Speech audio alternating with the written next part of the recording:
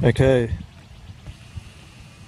just zooming in on my quadcopter here. I'm just going to do a position hold test. It's fairly strong winds, so I'll just see if it holds.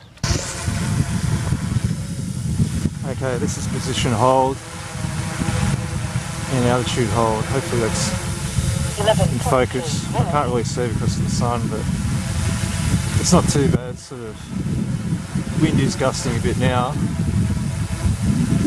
but it seems to be sort of holding the position relatively well. There we go. Closer. Just zoom out, just show you that I'm not touching any of the controls.